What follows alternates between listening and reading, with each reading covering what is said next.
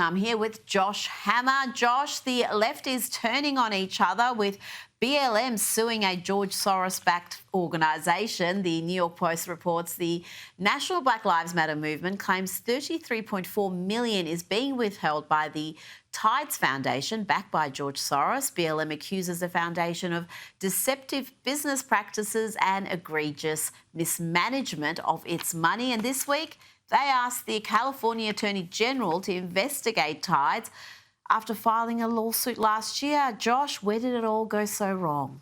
Well, Rita, they always say the revolution always eats its own, right? I mean, this is kind of leftism 101, really. I mean, we see this time and time again, how the various parts of this leftist coalition, this intersectional coalition of aggrieved interests.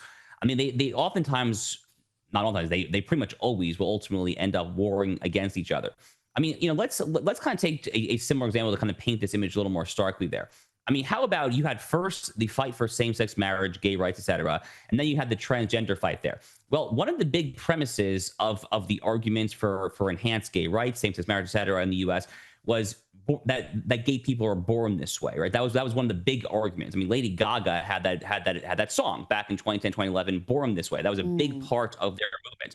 Well, then you kind of flip the screws. Then the transgender stuff comes along, and it's like, oh wait, yeah, maybe you were literally born this way, but no, subjectively, you actually were not born this way. So I mean, it literally doesn't make sense.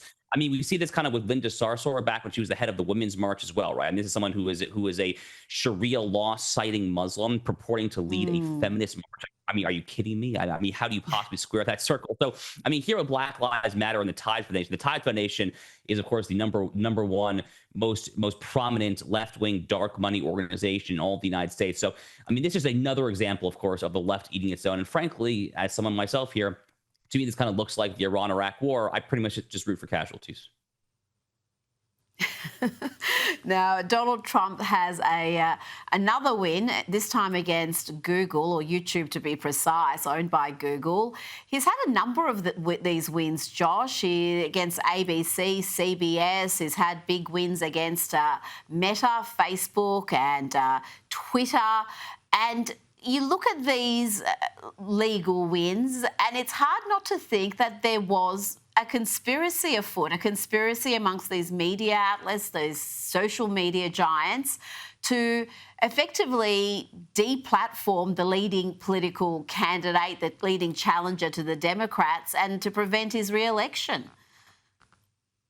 Rita, I mean, how anyone can possibly, not think that at this point strikes me as crazy. I mean, they pulled out all the stunts imaginable in 2020. In 2024, a lot of them tried the exact same things again.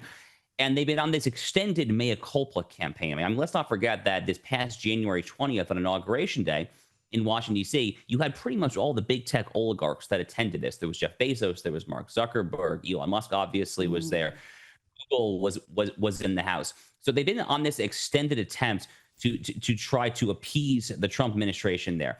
Now, for what it's worth, I remain skeptical that all these companies have necessarily seen the light, so to speak. Mark Zuckerberg's been on hitting this beat for at least a year now when he purported to open up Meta and Facebook to free speech.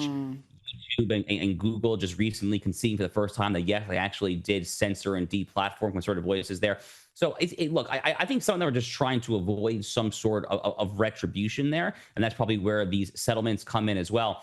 But I guess I would encourage my fellow conservatives to not be so easily bought out. I mean, don't be so easily duped here. The mere fact that they are coming to the negotiating table, whether it is defamation lawsuits, whether it is conceding that, yeah, they actually did really censor and deplatform here, that doesn't mean that these C-suite, left-wing, Silicon Valley, Birkenstock-wearing freaky CEOs, it doesn't mean that they actually have had a genuine change of heart and that they are suddenly joining Team Civilizational Sanity against the forces of civilizational arson. I personally don't buy it for a second. So, I mean, trust but verify, they say. In this case, I don't particularly trust, but I'm definitely verifying. Just quickly before you go, we've had Hillary Clinton make another appearance in the mainstream media decrying the influence of white Christian men.